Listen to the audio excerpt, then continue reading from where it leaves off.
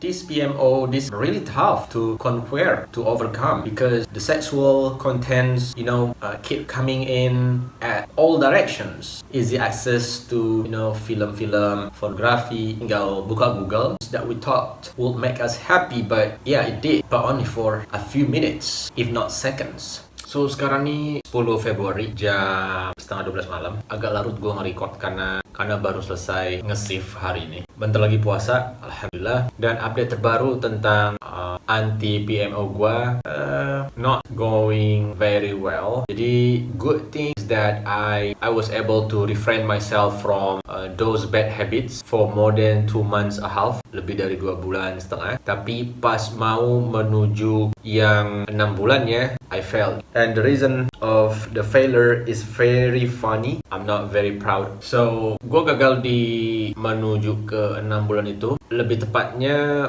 terjadi pada tanggal 31 Desember. Alasannya lucu dan konyol. Yang pertama karena tiba-tiba merasa gue takut. Gue punya penis yang tidak bisa berfungsi normal. To the extreme levels that I would not be able to conceive and have kids karena jarang dirangsang atau gunakan gitulah. I know, that's why I said it's very funny. Itu alasan yang pertama ya. Dan yang kedua, tiba-tiba gua entah gimana install dan main Tinder lagi setelah sekian lamanya gua uninstall dan deactivate akun gue. Ya mungkin karena proses ta'aruf gue yang selalu gagal, jadi gue coba ikut proses ta'aruf dari beberapa biro jodoh kayak Biro Jodoh Rumah Show, terus Mawadah yang Ustaz Khalid, terus Ta'aruf Online Indonesia TOI. Dan karena selalu gagal gue mungkin jadi pada saat itu ya gue lupa berpikir untuk melebarkan jaring tangkapan gue, dan gue berpikir ya nggak apa-apa kan, niatnya juga mau nikah. Tuh gue juga punya teman yang sukses menikah, punya anak sampai sekarang ya dari Tinder itu juga. So gue download Tinder dan gue mulai cari-cari. Ya tahu sendirilah perempuan-perempuan di Tinder kan yang sangat menggoda ya, yang pakaiannya ya begitulah sangat-sangat terbuka. Jadi ya, menggoda gue dan akhirnya gue penasaran, gue nggak tahan dan gagallah target 6 bulan tanpa PMO gue. Menyesal banget karena I stumble on a very stupid triggers, dan karenanya gue langsung buat catatan besar dan gue tempel di depan ruang kerja gue. Stop Tinder, don't forget 31 Desember 2024, failed after 2,5 month. Buat jadi reminder gue lah. So intinya jangan coba-coba, jangan iseng, karena kita nggak tahu kapan level iman kita tuh yang lagi kuat-kuatnya dan kapan ia sedang lemah. Tapi alhamdulillah sekarang udah ya sekitar 1 mingguan lah gue tidak melakukan yang namanya masturbasi atau semisalnya lagi. Dan ya dengan sangat terpaksa gue harus mengulang ini lagi dari awal. But it's fine as long as we keep pushing forward, and apologize in advance for going off the topic a little bit. Kita tahu bahwa Allah Subhanahu wa Ta'ala yang Maha Pengasih, yang Maha Esa, Maha Agung, Maha Bijaksana ya. Dia tidak seperti kita manusia, tentu saja, yang cenderung melihat outcome, hasil daripada usaha. Alhamdulillahnya Allah selalu melihat bagaimana hamba-hambanya itu berusaha, dan karenanya sebetulnya peluang setiap manusia untuk masuk surga itu sangat-sangat besar ketimbang masuk neraka. Jadi kurang akurat, kurang valid if there's these questions like, if God is benevolent, good, then why He created us? He knows that we will be causing harms, going astray. Dan jawabannya adalah karena penciptaan manusia itu baik untuk manusia itu sendiri. Kampung halaman kita itu di surga karena kakek nenek moyang kita Nabi Adam dan Hawa itu berasal dari surga. Dan insya Allah jalan pulang ke surganya juga sangat mudah. Karena itu tadi, ya kan, Allah selalu melihat bagaimana usaha kita daripada outcome kita. Ya. Bayangin kalau misalkan Allah prefers judging His creations based on the outcomes, then the odds to enter paradise, Jannah, will be very very limited because human is not perfect. Selain alasan itu, ada juga alasan lain kayak banyaknya bentuk ibadah ya yang returns of investment-nya sangat-sangat menguntungkan kita manusia. Salah satunya membaca Sayyidul Istighfar, lupa gua. Abu ulaka binikmatika alayya wa abu ulaka bizambi faghfirli fa innahu la yaghfiru dzunuba illa anta.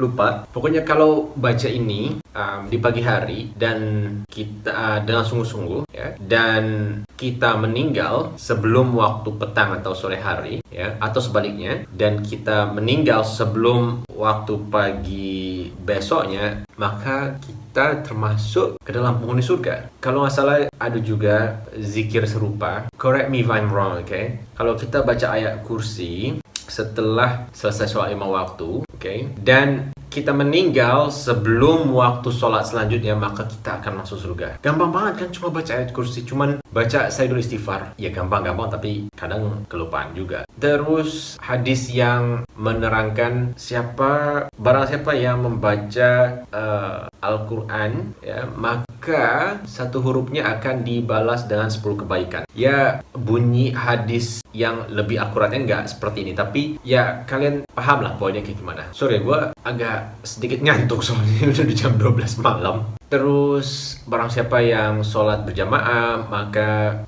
itu lebih baik 27 derajat. Dan masih banyak ibadah-ibadah lainnya yang secara bahasa itu tidak setimpal. Okay? Luar biasa sangat menguntungkan kita sebagai manusia. Sebaliknya, banyak dan ada dosa-dosa yang apabila dilakukan, ya balasannya hanya sesuai dengan kejahatan itu sendiri. Tidak dilipat gandakan seperti kebaikan dan ibadah-ibadah yang Allah perintahkan, yang Nabi Muhammad SAW juga anjurkan. Maka hidup itu seharusnya indah dan penuh dengan potensi-potensi yang mengantarkan kita kepada kebahagiaan sejati, kenikmatan, the ultimate pleasure.